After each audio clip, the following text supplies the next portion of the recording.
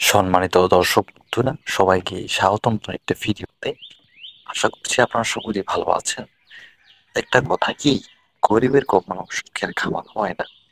কারণ গরিব মানুষেরা কখনো শখের অবশ্যই খাবার করে না। তারা খাবার করে পরিস্থিতির শিকার হয়ে বা দুবেলা আয় রোজগার করে খাওয়ার জন্য। এটাই হচ্ছে মেন বিষয়। সুখের খাবার আমরা কোনটাকে বলবো? যার বাবার অনেক টাকা আছে, সে হয়তো ভাবছে দেখি করে দেখি কেমন হয়, হইলে হইলো, না হলে নাই। এই জিনিসটাকে বলে শখের। কিন্তু আমরা যেটা খাবার করবো এটা আমাদের একটা স্বপ্ন, যেটা আমাকে বাস্তবে যেটা চাচ্ছি ও বাস্তবে রূপ দিব। কারণ খাবার করা একটা যেমন তেমন জিনিস না, যেমন সহজ তেমনি কঠিন। আপনি যদি কঠিন করে ভাবেন তবে আপনার কাছে সেটা কঠিন ভাবে মনে হবে। আর অবশ্যই খামার করার ক্ষেত্রে আপনি যে বিষয়টা নিয়ে খামার করবেন, সেটা গরু হোক, ছাগল হোক, ভেড়া হোক, মুরগি হোক, এবং অন্যান্য পশু পাখি হোক, যে কোনো খামার করার আগে অবশ্যই কিছু সাধারণ ধারণা জেনে নেবেন তাদের সম্পর্কে। আসলে কোন জিনিসটাকে কিভাবে পালন করা হয়, বা কি কি খাদ্য দেওয়া, কখন কি করতে হবে, কোন সমস্যা হলে কোন ট্রিটমেন্ট গুলো দিতে হবে, এগুলো জেনে রাখা ভালো।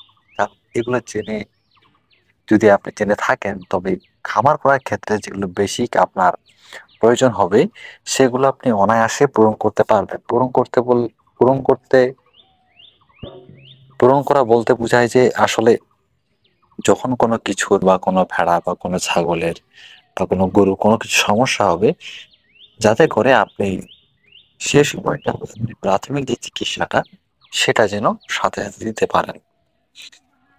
কারণ অনেক সময় দেখা যায় যে এই সামান্য প্রাথমিক চিকিৎসার কারণে, না দেওয়ার কারণে অনেক ভেড়া গরু ছাগল মারা যায়।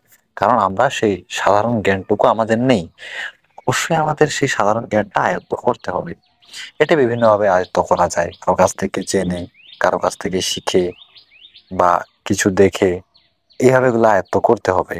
এবং সব থেকে ভালো হয় আপনি যে জিনিসটা নিয়ে খামার করবেন সেরকম লোকের সাথে উঠা বসা করা, যোগাযোগ করা, এবং সেই বিষয়গুলো নিয়ে নাড়াছড়া করা, সে কিভাবে করছে ও কৌশলে তার গোপন জিনিসগুলো জেনে নেওয়া।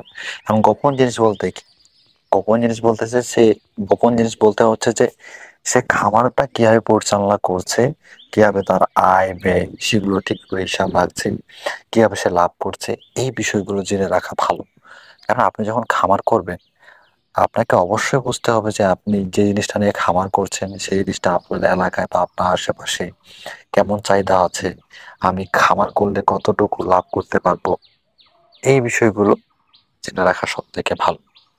প্রিয় বন্ধুরা, আশা করি আপনারা বুঝতে পেরেছেন। আজকে এটুকুই, দেখা হচ্ছে নতুন ভিডিওতে নতুন বিষয় নিয়ে। ভালো থাকবেন, ধন্যবাদ।